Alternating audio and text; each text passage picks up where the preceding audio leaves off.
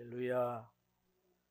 예, 봄이 오는가 했더니 또 날씨 기온이 아주 뚝 떨어졌어요.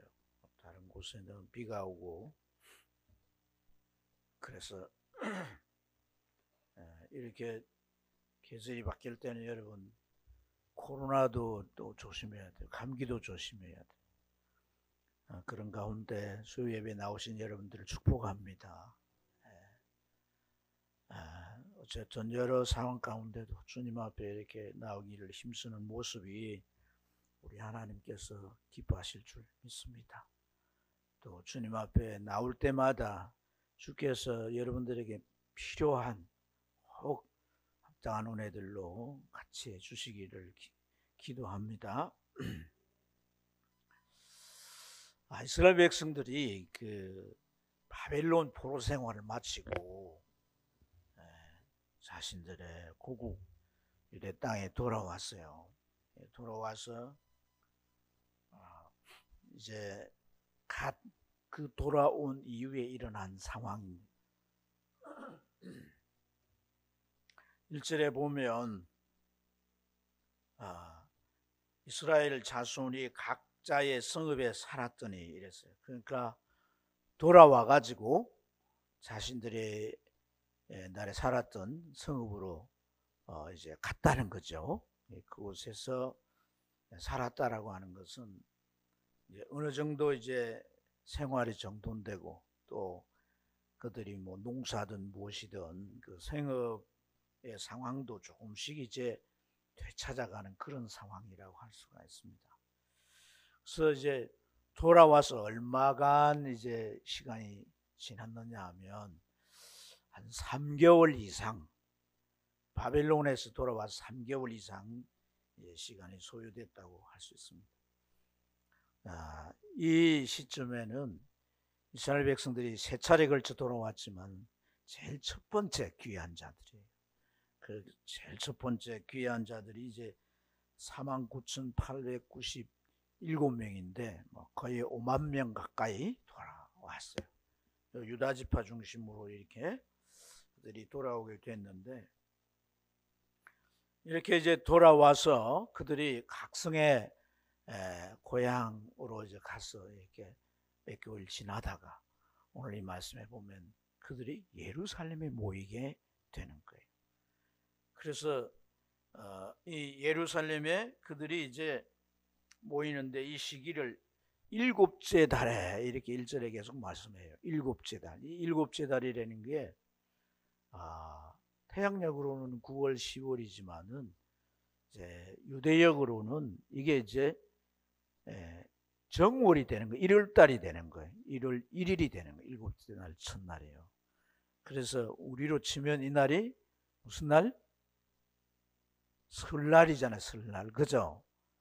설날이라고 할 수 있습니다. 그래서 이날 예루살렘으로 이들이 다 모이는 거예요. 그 이제 돌아온 자들이 예루살렘으로 다 모이는데, 왜 이들이 예루살렘에 모이냐면 하나님 앞에 절기를 지키기 위해서 모이는 거예요. 그래서 이 절기는 그 해 첫 날을 맞아서 그 해 신년 첫 해를 맞으면 그 맞는 날부터 시작해서 이제 한 주간을 나팔절이라고 그러거든요. 그래서 첫날을 맞았다고 온 이스라엘 곳곳에 제사장들이 나팔을 들고 나와 뚜뚜 부는 거예요. 하나님의 백성들아, 이제 새해 첫날을 맞았다. 이 첫날을 맞았으니 이제 하나님의 백성으로 우리가 참 이 목표를 세우고 믿음으로 하나님을 바라보면서 힘있게 살아가. 이 나팔을 이렇게 부는 거예요. 그 나팔절과 함께 또 이제 이 한 해를 시작하니까 하나님께서 그들에게 어떤 이제 일을 행하게 하시냐면 모든 백성들의 죄를 속죄하는 속죄일을 정해요. 대속죄 날이라고 하는데, 이 날은 성소 가운데 지성소가 있잖아요, 그죠? 그래서 수소를 잡아 그 피를 7마리 잡아서 그 피를 받아가지고 지성소에 가서 그 하나님의 법궤 사이에 그 시온소라는 그데 이제 7번 피를 뿌리고 하죠. 이러한 속죄일은 그 백성들이 새해를 맞아서 하나님의 속죄를 입어서 깨끗하고 정결하고 거룩한 백성이 돼서 새해를 향해 나아가게 될 때 하나님의 영이 그들과 함께 하시는 줄로 믿습니다. 그들 심령도 새롭게 되어서 하나님 말씀대로 순종하려고 그러고 또 하나님 안에서 거룩한 목표를 세워서 그렇게 이제 살려고 하죠. 그리고 이제 이 초막절, 광야에서 생활했던 초막절을 지키는 그러한 절기가 이어져 이렇게 있습니다. 그래서 예루살렘에 가면 이러한 세 가지 절기를 이렇게 지키는 거죠. 이 절기를 이제 지키기 위해서 이들이 모두가 예루살렘에 올라가. 근데 그 사람들 올라가는 사람들의 표정을 살펴보니까 다 긴장한 표정인 거예요. 얼굴들이 다 뭔가 두려움에 쌓이고 긴장한 그런 이제 표정으로 예루살렘을 향해서 올라가고 있어요. 그리고 그들이 이렇게 주변을 살피면서 아주 조심스럽게 예루살렘을 향하여 올라가고 있습니다. 왜 그럴까요? 사실 오늘 이 절기와 하나님 앞에 제사하는 이 예배는 이들이 바빌론에 돌아와가지고 최초로 지금 첫 예배를 드린 거거든요. 하나님 앞에 돌아와서 지금까지 아무 예배 드리지 않았어요. 제사도 절기도 지키지 않았어요. 그런데 이게 첫 절기다. 첫 절기라서 막 하나님 앞에 첫 절기라서 이들이 긴장했을까요? 오히려 이제 바빌론에서 제대로 하나님 앞에 제사도 못 지내고 이랬으니까 그리고 또 지금 고국에 돌아왔잖아요. 그죠? 그랬으니까 그들이 기쁜 마음으로 이제 하나님 앞에 나아갈 때는 오히려 설렘이 있어야지 긴장해서는 안 되는 거 아닌가? 우리가 그런 생각을 할 수가 있습니다. 왜 그럴까요? 왜 이들이 긴장하는 모습으로 예루살렘을 향해 올라가고 있을까? 3절에 보면 그것에 대한 이유를 말씀하고 있습니다. 3절 보십시오.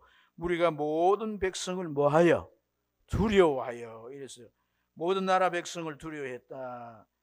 이러한 말씀은 주변 나라 또 주변 사람들 이웃 나라를 말한다고 할 수 있습니다. 이들을 왜 두려워했을까? 이 주변 사람들과 이웃을 귀환한 유다 백성들이 왜 두려워했을까 하는 거예요. 그 나라가 바벨론에 망하고 포로로 그들이 이제 잡혀갈 때는 그 나라가 초토화됐어요.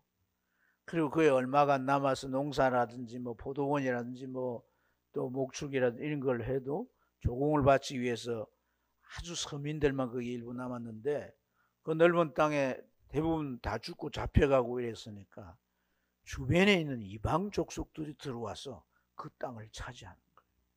근데 이제 진짜 주인이 왔잖아요. 지금까지 뭐 했어요? 주인 노릇하고 살았잖아요. 자기 땅도 아니고 자기 땅 삼아 농사도 짓고 뭐 그 집도 짓고 이렇게 살았는데 이제 진짜 주인이 왔으니까 그 땅을 내놔야 되잖아요. 그런데 지금까지 그 땅을 주인 행세하고 살기 때문에 쉽게 내놓겠습니까? 그래서 아주 긴장 관계가 조성이 됐다 하는 것을 우리가 한번 생각해 볼 수 있고, 또 하나는 사마리아입니다. 사마리아는 북왕국 이스라엘의 수도죠. 근데 북왕국이 어느 나라에서 망했습니까?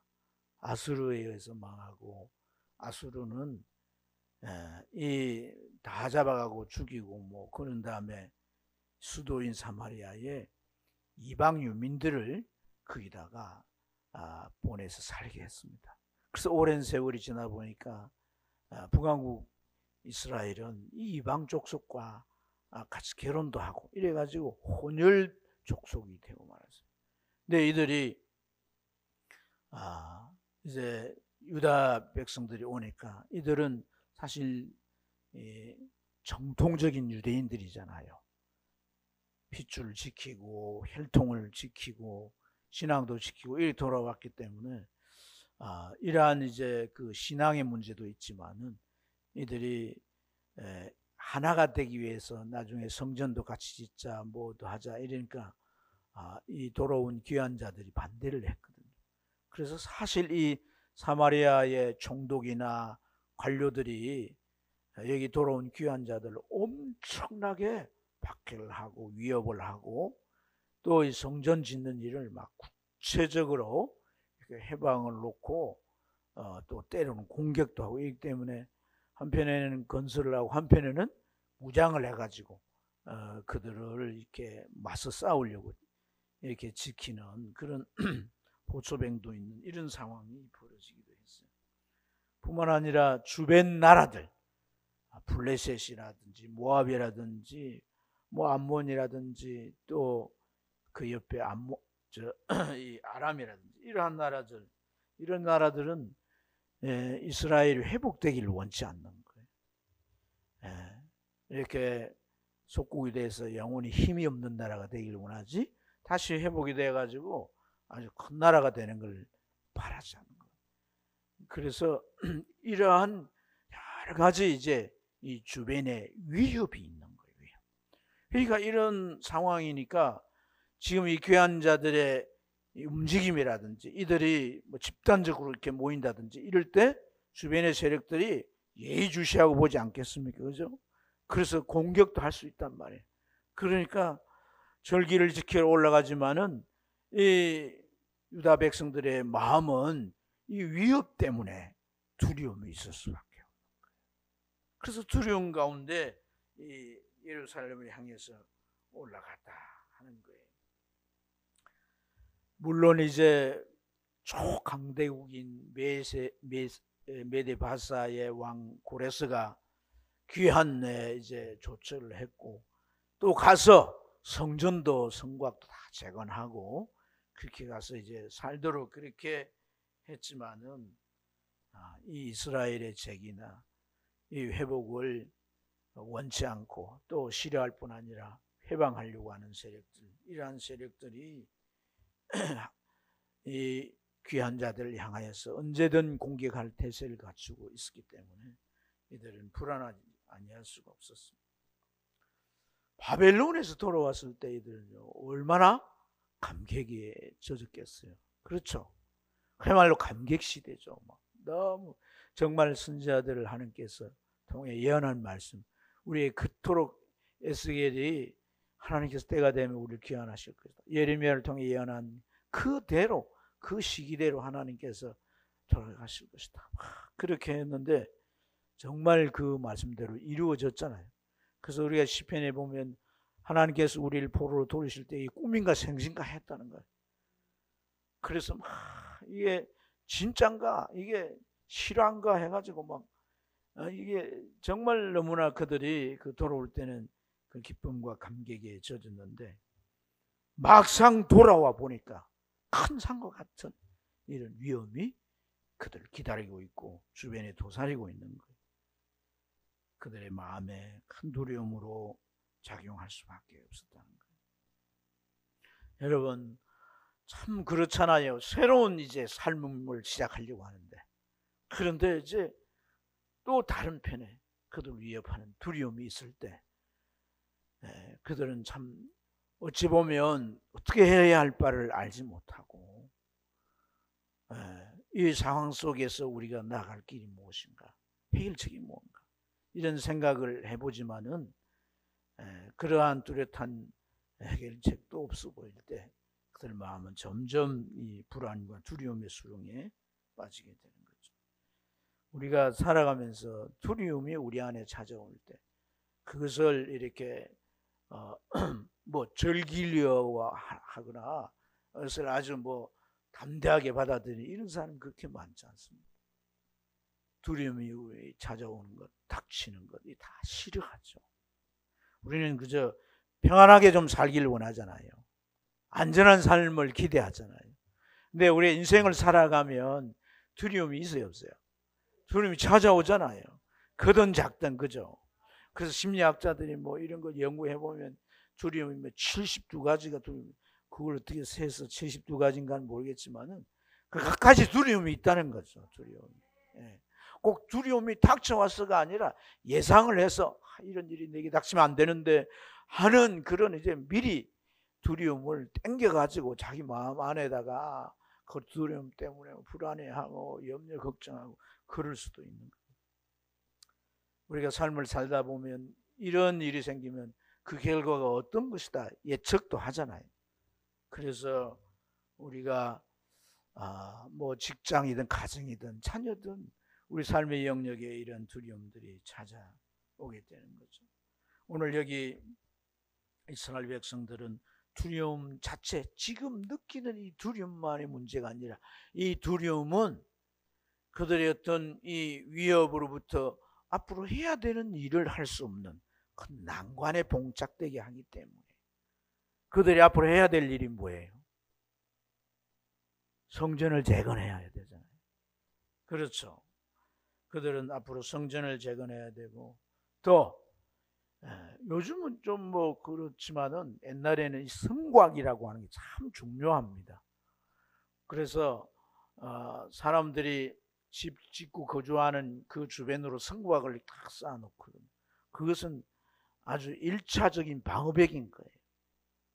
외세가 이렇게 침입하지 못하도록.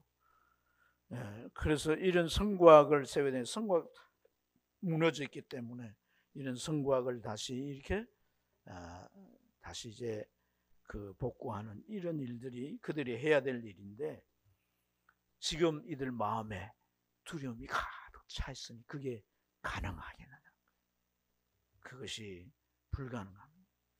어떻게 이것을 해결해 가야 할 것인가 하는 거예요. 그들이 그 땅에 들어왔을 때 이미 그 상황을 파악하고 마음에는 두려움이 임하기 시작했어요. 그러나 각성에 가서 생활하기 위하여서 뭐 정리정돈도 하고 집도 보수도 하고 뭐 여러 가지 하는 가운데 어느덧 시간이 지나서 하나님 앞에 1월 1일 날 절기를 시작할 때가 됐다. 그러한 과정에서 항상 그들 마음에 뭐가 있었겠어요? 두려움이 늘 그 마음에 떠나지 않고 도사리고 있었을 거예요. 그런데 이런 상황에 하나님 앞에 절기를 지키려 한다? 그러면 그들이 집단적으로 막 모여드는데 주변에 이들의 위협을 주는 대상들이 가만히 있겠냐? 예의주시하고 어떤 문제를 찾아가지고 명분을 삼아서 공격할 수도 있잖아요. 그러니까 더 갈등이 야기될 수가 있습니다. 그런데 오늘 우리가 이제 이 말씀을 1절을 보면 7째 달에 이르러 이들이 어떻게 예루살렘에 모였다고 했어요? 일제히 모였다 그래요. 일제히. 일제히 모였다. 이 계시 하드란 말은요, 한 사람처럼 모였다. 한 사람처럼. 이 모임에 빠지지도 않고 한 사람, 갈등이 있을 수도 있고 나는 좀 빠져야지 이런 생각을 가질 수도 있는데 모두가 일제히 모였다는 게 예루살렘을 향해서. 그러니까 뭐 이제 총독인 스룹바벨이라든지 또 제사장들이라든지 장로님들도 거기에 있었잖아요. 또 뿐만 아니라 이들의 신앙을 지도하고 회복하는 에스라도 있었을 거예요. 이들의 동료에 의해서 이들이 예루살렘에 모였을 거예요. 어떻게 동료했을까? 여러분, 지금 우리가 두려움에 쌓여 있습니다. 그건 우리가 너무나 잘 알고 있는 이 주변에 우리를 위협하는 대상들 때문에. 근데 우리는 이미 바벨론에서 나왔습니다. 메데 바사 그 고레스 왕 우리를 풀어주고 성전도 지으라고 하고 뭐 이렇게 성전에 필요한 비용도 우리에게 주고 우리가 잘 올 수 있도록 했지만 그들은 이미 다 돌아갔고 그들의 손은 우리에게 멉니다. 우리는 저 위협자들로부터 언제든 공격을 받을 수는 있습니다. 이런 상황 속에서 우리를 진정 보호해주고 우리 앞으로 이제 해야 될 일들을 위해서 인도해 줄 자가 누구겠습니까? 하나님이 아니십니까? 우리가 지금 여기 와 있다는 것 자체가 누구 때문입니까? 하나님 때문이 아닙니까? 고레스가 아니라 바벨론이 망해서가 아니라 전지전능하신 하나님의 계획대로 하나님의 섭리에 의해서 지금 우리가 이 자리에 와 있는 것입니다. 그러니 우리는 지금 하나님 앞으로 나아갑시다. 없지만 그런 내용이 그렇지 않았겠냐니까요. 그런 동료를 받고 이들이 일제히 예루살렘을 향해서 나아갔습니다. 그리고 백성들을 독려한 이 지도자들은 하나같이 스룹바벨과 제사장들과 장로 지도자들 이들은 하나같이 뭘 합니까? 무너진 성전터를 향해서 갑니다. 가서 그 무너진 돌들을 가지고 뭘 하느냐? 돌제단을 쌓습니다. 뭐 하려고? 하나님 앞에 제사를 지내고 절기를 지키기 위해서. 그래서 이 제사장들은 제사장의 의복을 입고 제물인 짐승을 잡아서 하나님 앞에 번제를 이렇게 드리면서 이 절기를 시작합니다.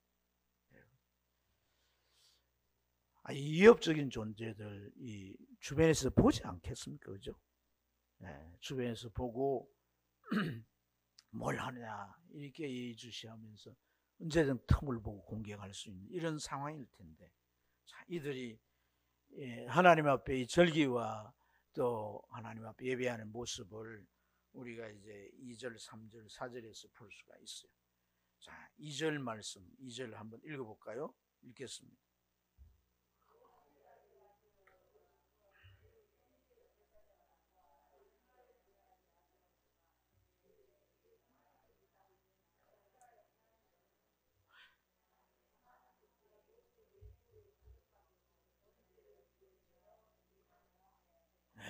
오늘 이 읽은 2절에서 여러분 어떤 대목이 눈에 들어옵니까? 이 상황에서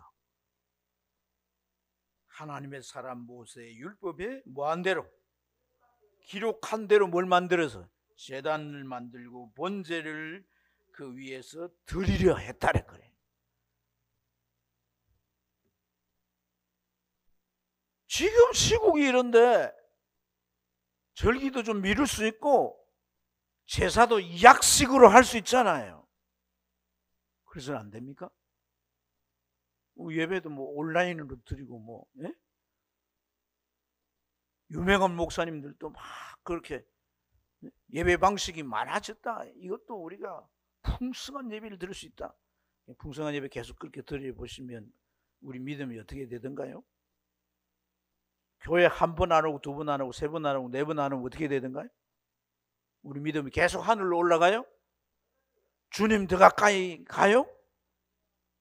무슨 그런데 뭐 온라인 예배를 찬동하고 선동을 하냐 이 말이에요. 그 유명한 목사님들이 자기 신앙 자기들 교인들 훈련 잘해가지고 그럴 수 있겠지. 그런데 개척교회나 우리 교회 같은 아직 신앙이 있고 또 어린 그런 갓 교회 나온 사람들 이런 사람들 어찌하란 말이에요. 말 조심해야 되는 거죠 여러분. 그렇지 않습니까? 오늘 이런 시국에 지금 그들이 간이 그냥 떨리고 그냥 두려움에 휩싸여 올라오는 이런 상황에 하나님 앞에 제사를 지내는데 모세의 율법에 기록한 대로 번제를 그 위에서 드렸다라고 말하지 않습니까 여러분? 3절에 그 터 위에다가 아니 적당히 성전이 아닌 다른 곳에 저 한쪽 산 밑에 골짜기에 그다가 제단을 쌓고 그 살짝 숨어 들을 수도 있지 않습니까? 안 보이게. 그래서 성전 터 위에다가 제단을 세웠다. 4절 같이 읽어봅니다. 4절 시작.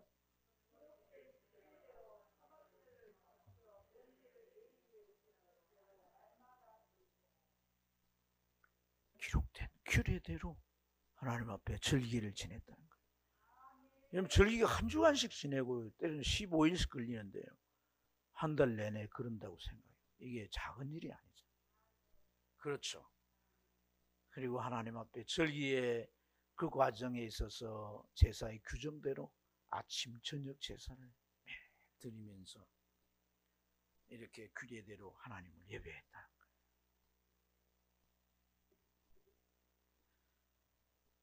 이러한 이 모세의 기록된 모세의 법에 기록된 그러한 이 제사법을 따라서 절기의 규례를 따라 하지만은 그렇다고 이들에게 두려움이 없어진 거냐? 그렇지 않습니다. 두려움이라고 하는 이 단어는 그들이 하나님 앞에 그 율법의 규정대로 하면서 그들이 두려워했다라고 하는 표현을 썼잖아요. 그죠? 그러니까 이렇게 제사하지만은 그들 마음에는 여전히 뭐가 있는 거예요? 두려움이 있는 거예요. 그래서 두려워하여 이랬지만은 더 맥락에 맞는 번역은 두려워함에도 불구하고, 두려워함에도 불구하고 두려운 상태에서도 하나님 앞에 이 절기와 예배로 나아가고 하나님을 영화롭게 한 것인 줄로 믿습니다. 무슨 말이냐 하면 두려움 자체 사로잡혀서 꼼짝 못하는 거 아닙니다. 두려움은 내 마음 안에서 내 마음을 파도치게 하고 세찬 바람이 불게 하고 내 마음에 온갖 무거운 것들로 진노를 지라도 내가 하나님 앞에 절기를 지켜야 하는 그 날에 그 장소에 그리고 그 모든 교정과 방법을 따라서 하는 그 일을 했다라고 하는 것은 이걸 뭘 말합니까? 두려워할 수 있는 대상, 이런 대상들은 그들의 힘으로 어떻게 할 수가 없는 거예요. 그러나 그들이 할 수 있는 것은 하나님 앞에 나아가는 것이고 하나님 앞에 그들이 예배하며 하나님께 영광 돌리는 그것은 그들이 할 수 있는 일인 줄로 믿습니다. 우리가 하고 싶으나 할 수 없는 때에는 우리가 할 수 있는 일을 통해서 하나님 앞에 나아갈 수 있는 것이며 그럴 때 하나님은 우리를 반드시 붙드실 줄로 믿습니다. 세상 사람들은요, 어떤 문제나 큰 그 염려 근심이나 두려워할 수 있는 상황 앞에 용기를 가지라 막 이렇게 강요하고 또 촉구합니다. 그러나 아무리 용기를 가져도 내가 이겨낼 수 없는 내 한계의 문제는 용기로 되는 게 아니니까. 그것은 하나님 앞에 나아가는 거예요. 다윗은 어린 소년이지만은 자기 용기로 사자 입을 찢고 골리앗 앞에 나가고 그러지 않았습니다. 그는 항상 하나님 앞에 자신을 세워둘 때 하나님으로부터, 하늘로부터 오는 용기가 그를 담대하게 사자도 골리앗도 맞설 수 있게 되고 하나님 주신 능력으로 승리할 수 있게 된 줄 믿습니다. 그래서 그들이 계속 이 절기의 과정을 그 규정대로 지키고 하나님 앞에 그 절기에서 드리는 제사를 그 규례대로 계속 지켜가는 가운데 그들 마음 안에는 이 두려움이 점점 떠나고 그들 안에는 담대함이 하나님에 대한 믿음으로 말미암아 그 마음 안에 점점 쌓여지게 된 줄로 믿습니다. 하나님의 은혜가 어떻게 오는가? 하나님의 은혜가 어떻게 오는가? 우리가 하나님 앞에 나와도 은혜를 받는 사람이 있고 은혜를 받지 못하는 사람이 있어요.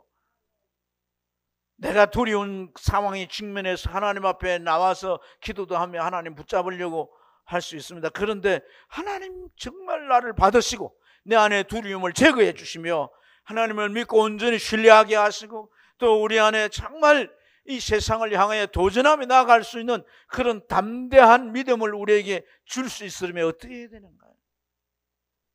여러분, 이 절기 가운데는 뭐가 있다 그랬어요? 말씀에 집중하고 있는가를 제가 지금 묻는 거예요. 지금 뭐라고? 속죄. 구론사는 하나 드려요. 속죄일이 있는 거예요. 속죄일. 속죄일. 아멘. 속죄일이 뭡니까?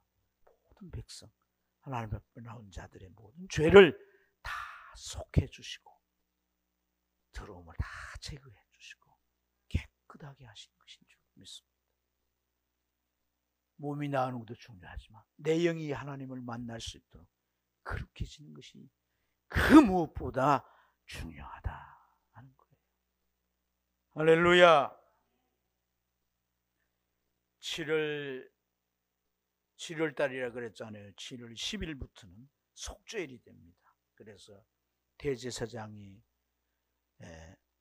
수소를 잡아서 그 피를 받아가지고 수소의 그 제물은 번제로 드리지만 피를 받아가지고 우선 자기의 몸에 그 피를 뿌리고 지성소에 들어가서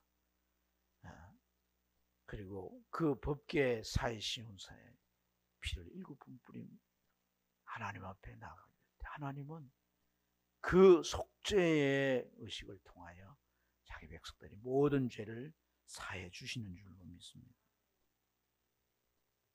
이런 일에 대해서 그 귀환 이후에 활동했던 선지자들이 학개나 스가랴인데, 스가랴는 이 상황에 대해서 이렇게 말씀하세요. 스가랴 3장 1절 이하를 보면 하나님께서 이 대제사장, 오늘 우리가 읽은 이 말씀에는 요사닥의 아들 예수아라고 나오는데, 이 예수아가 스가랴 3장 1절 이하는 여호수아예요. 예수아란 말이나 여호수아란 말 같은 말이에요. 음력이 문제이지 다 같은 말이에요. 그 여호수아가 하나님의 천사 앞에 섰고 사단은 그를 대적했다 그랬어요.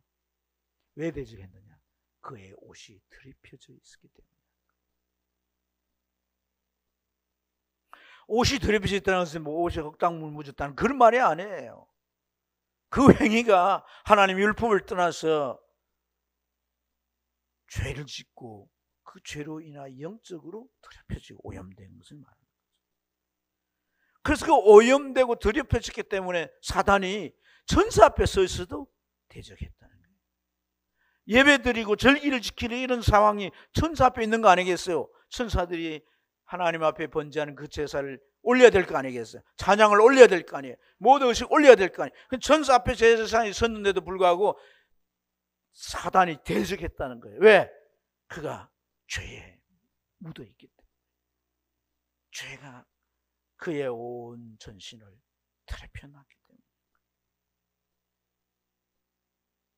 그래서 하나님께서 여호수아에 대하여서 뭐라고 말씀하면, 저가 불에 꺼낸 그슬린 나무가 아니냐, 불에서 꺼낸 그슬린 나무. 지금 뭘 해야 되면 앞으로 성전 재건을 하는데 요즘처럼 시멘트로 만드는 게 아니냐, 예? 요즘처럼 뭐 철골로 이렇게 짓는 게 아니에요. 뭘로 지어? 돌로 짓고 나무로 짓는 거거든요. 근데 그 불에 그슬린 나무라는 것은 성전을 재건하는데 쓸모없는 나무인 거예요. 쓸모없는. 쓸 수가 없어요. 불에 거슬리면. 이 나무는 아무것도 할 수가 없다는 거예요. 그래서 하나님께서 천사를 명령하셔서 어떻게 하시냐면 그 여호수아 대제사장이 들어온 옷을 벗기라 하시고 아름다운 새 옷을 입히십니다. 그러면서 뭐라고 말씀하냐면, 내가 내 죄를 깨끗이 씻겼다, 이렇게 말씀하세요. 그 속죄의 제사를 통해서. 할렐루야. 그 속죄 제사는 우리 주 예수 그리스도께서 십자가에서 흘린 그 피의 효용이 그들이 믿음으로 드린 속죄일의 그 제사에 다 그 효능이 발휘되는 줄 믿습니다. 하나님 우리 죄를, 그들의 죄를 다 용서하시는 줄로 믿습니다. 그리고 4장을 넘어가면 이번에는 스룹바벨에 대해서 말씀하세요. 그 스룹바벨에 대해서 말씀하는데, 두 감람나무와 좌우편에 그 감람나무는 기름을 보이시면 이게 뭔지 아냐? 그렇게 스가랴에게 물어요. 나 몰라요, 이렇게 대답합니다. 그럴 때 하나님께서 이 스가랴에 대하여서 내가 이제 보이는 것이다. 두 감람나무, 뭐 하나는 이제 여호수아고 하나는 스룹바벨이겠죠. 그래서 대제사장 여호수아에게 죄를 깨끗하고 성령 충만하게 해서 하나님의 말씀을 계속 대언하게 하는 거죠. 용기를 주고 희망을 주고 하나님이 원하시는 일들을 계속해 나갈 수 있도록 이제 중보하는 그런 일들을 하기 위해서 성령의 기름 부으심이 필요한 거란 말이에요. 그리고 스룹바벨은 그 성전 재건을 이제 이행해 나가기 위해서 그가 정말 담대하고 그 모든 일들을 정말 능수능란하게 하기 위해서는 성령의 능력이 필요한 줄로 믿습니다. 그래서 그 나무에 나오는 이 기름은 바로 성령의 기름 부으심을 말하는 거죠. 그래서 스룹바벨에게 대하여 내가 말하는 것이다. 그러면서 힘으로 되지 않고 능으로 되지 않지만 여호와의 신으로 되느니라. 큰 산아 내가 무엇이냐? 스룹바벨 앞에서는 평지가 되리라. 그가 성전의 기초를 놓았으니 그 손으로 완공할 것이라고 말합니다. 그리고 그 4장 10절을 보면 이 일이 작은 일의 날이라고 멸시하는 자가 누구냐? 나는 이미 스룹바벨 손에 다름줄을 지어주었다. 그리고 그래서 깃발이라고 말씀하시면서 이는 온 세상 7 영들의 눈은 여호와의 온 세상을 두루 살피는 여호와의 눈이라는 거예요. 여러분, 하나님 보이지 않고 우리 상황이 우리 위협할 때 우리 눈에 보이는 것은 작은 나고 그리고 큰 산과 같이 위협하는 그런 세력들이죠. 그러나 그런 가운데 온 세상을 두루 살피는 하나님의 눈이 있는 거예요. 위협하는 그런 세력도 보지만 그들의 예리한 칼날도 보고 무시무시한 힘도 보지만 하나님의 자녀들이, 하나님의 백성들이 어떤 마음가짐을 가지고 어떤 태도로 어떤 행동을 하는가도 보시는 거예요. 하나님을 정녕 믿는다면 우리가 어떤 모습으로 살아야 하는지 하나님은 그것을 바라보시고 기대하시는 줄로 믿습니다. 그래서 여러분, 해야 할 일인 이 성전 재건을 위해서 바로 이 스룹바벨을 통해 이루실 것이라는 소망을 주신 것이다 하는 것을 믿습니다, 여러분. 자, 오늘 이렇게 두려움 가운데도 두려움이 그들에게 떠나가지 않는 상황 가운데도 지도자들이 촉구하는 권면하는 말을 듣고 하나님께로 나온 이들이 앞으로 여러분 이제 이루어야 할 일들이 얼마나 중요한 일들이에요.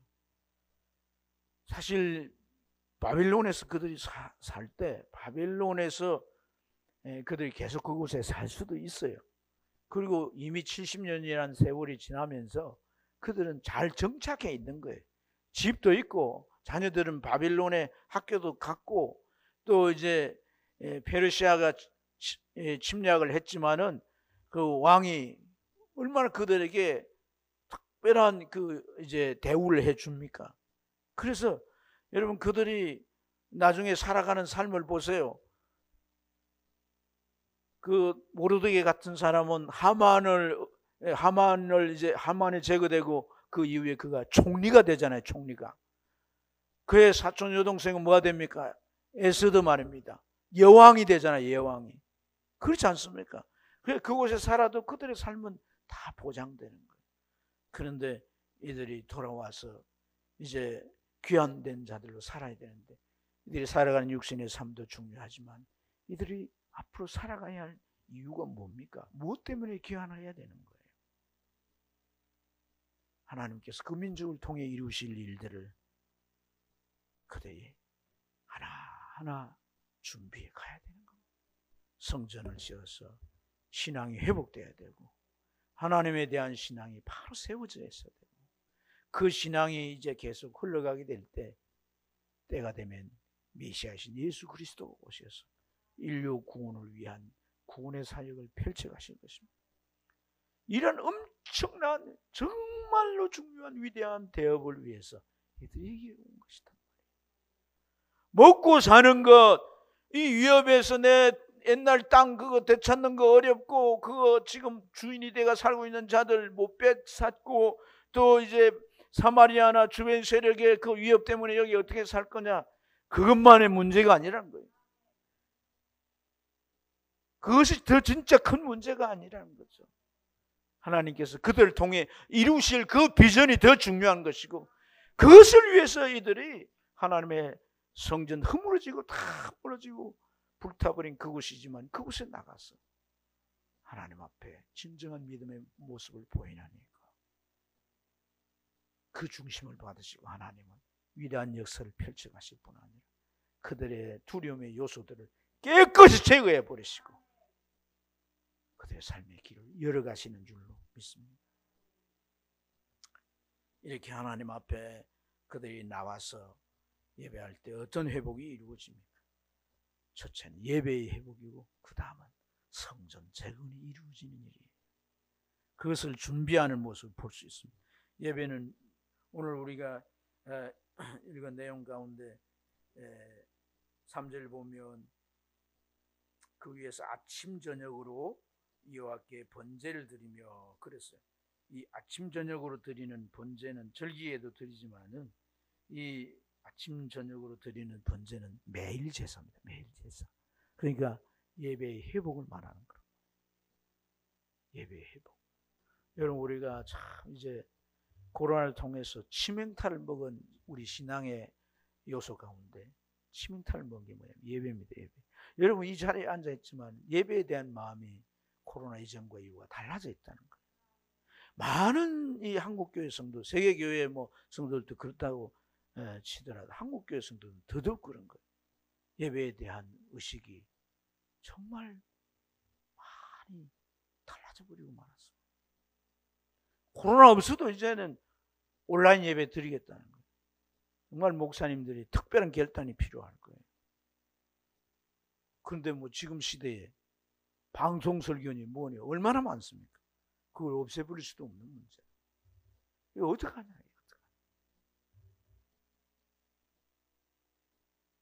우리가 하나님 앞에서 회복돼야 할 것들이 회복되지 않으면 하나님께서 거룩한 뜻을 위하여 쓸 일에 우리를 쓸 수가 없다는 거예요. 하나님이 우리를 쓰셔야 되는 거예요. 우리가 한평생 하나님의 축복 속에 보호 속 인도 속에서 잘 살아 천국 가는 것도 중요하지만 하나님께서 우리를 교회로 이렇게 하나님께서 우리를 묶어주시고 이 교회를 통해 이루실 일이 있단 말이에요. 그걸 좀 볼 수 있기를 바랍니다. 그것을 우리가 보고 그걸 위해서 우리가 하나님 앞에 쓰일 때 땅 위에 우리의 삶도 하나님께서 모든 두려움을 제거하시고 우리 삶의 안전과 또한 우리 삶의 형통과 우리의 모든 영역의 복을 부으시고 자녀들도 잘되게 하시는 그런 은혜가 있게 되는 줄로 믿습니다. 진짜 여러분 성전을 재건하는 그 신약 성경적인 본질이 뭐겠어요? 내가 성전이 되는 거 아닙니까? 그렇지 않습니까? 너희가 하나님의 영을 성령을 모시는 성전인 줄 알지 못하는 우리가 정말 성전이 되기 위해서 내가 무엇이 되어야 하는 이 신앙의 질문을 우리에게 반드시 필요한 줄로 믿습니다. 하나님 말씀을 통해 성화되고 주님을 닮아가는 모습을 우리가 이루어서 주님의 성령이 우리 안에 항상 거하시고 예배 받으시고 우리의 삶을 축복하시고 인도하는 그런 삶이 되어야 할 줄 믿습니다. 뿐만 아니라 우리를 통하여 정말 주의 몸된 교회가 든든히 세워져서 하나님 나라를 펼쳐가고 한 영혼이 더 구원받는, 그래서 정권이 바뀌고 지도자가 바뀌고 법이 바뀌어도 안 되는 이 세상에 우리는 빛과 소금이 되어서 정말 이 세상 사람들이 우리를 인하여 살맛이 나고 우리 때문에 정말 그래도 이 세상이 희망이 있다고 말할 수 있어야 되는 거예요. 이 소답동만 하더라도 교회가 얼마나 많아요. 창원만 하더라도 교회가 100개가 넘습니다. 근데 교회를 통해 살맛이 난다라고 하는 세상 사람들의 말을 들어본 적이 있냔 말이에요. 이것은 오늘날 우리가 하나님 앞에서 풀어갈 신앙의 거대한 과제입니다. 과제. 우리 신앙이 쇄신되어야 할, 더 뭐 창원 시민은 고사하고 믿지 않는 내 가족들이 당신 때문에, 당신이 교회 나가기 때문에 내가 이런 보호를 받고 내가 이렇게 일이 잘 풀려가고 내 가정이 이렇게 정말 평안하며 이래야 참 살아갈 수 있는 이 은혜가 있는가 보다. 이런 고백이 여러분 믿지 않는 가족들 입에서 나오는 줄 믿습니다. 더 많이 고백되길 바라고, 그래서 그들 또한 주님 앞에 나와지는 그런 은혜의 길을 축복합니다. 기도하겠습니다.